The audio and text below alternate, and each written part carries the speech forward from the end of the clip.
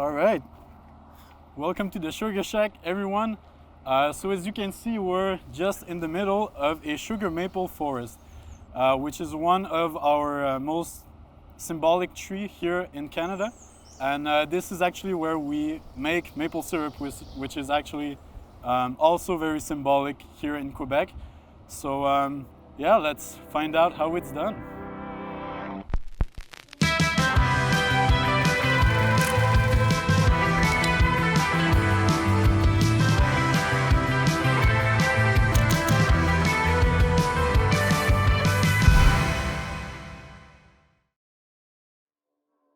Maple syrup, I feel like it's a huge part of my life because my grandfather was a maple syrup producer. When I was 10 years old, my parents bought the Sugar Shack, so we would spend all our winter nights at the Sugar Shack. So they would come take us at school, and then we would hang out all evening at the Sugar Shack, and then go back home, then go to school, and do that for almost 2 months. When spring was coming, I was, just tasting the water from the trees before it actually becomes maple syrup. It's really a huge part of my nutrition and also my family because I've been growing up with this my entire life. All Sugar Shacks, that's usually family-run businesses, and there's a lot of pride in the work we do in our maple syrup industry.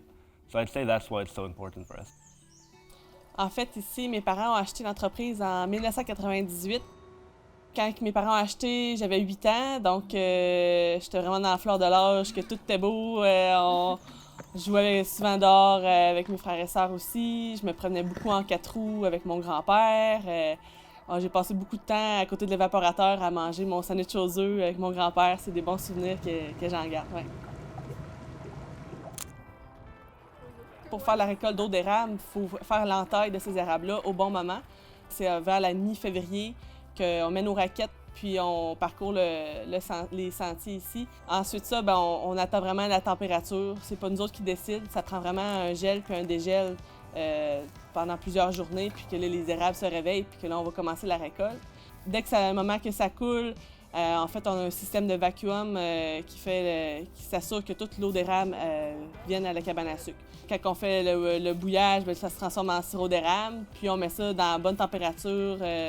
Pour avoir le bon taux de sucre à l'intérieur, pour avoir une bonne conservation à long terme. Donc, on met ça dans nos barils, puis on attend là, pour la transformation là, durant toute l'année.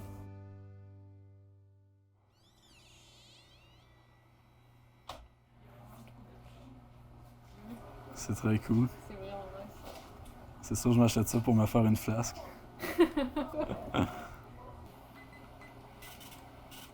Yeah. Some good old maple syrup. Nice.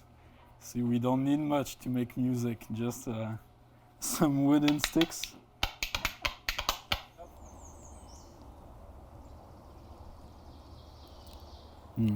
Good stuff.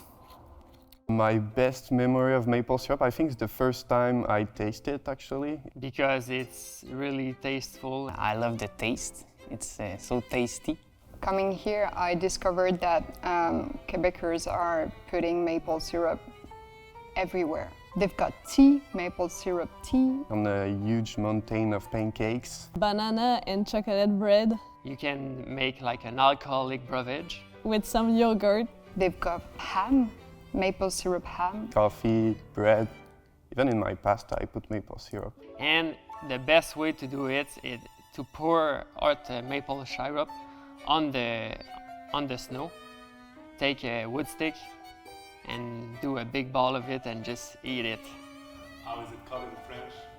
It's tire, la tire sur la neige.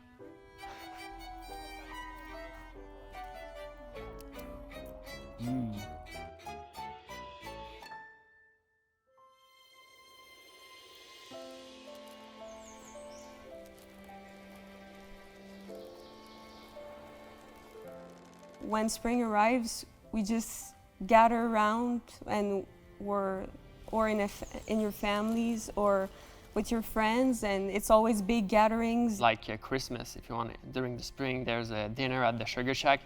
We're always making so much food based on maple syrup, but also other stuff. And you eat a lot of tire.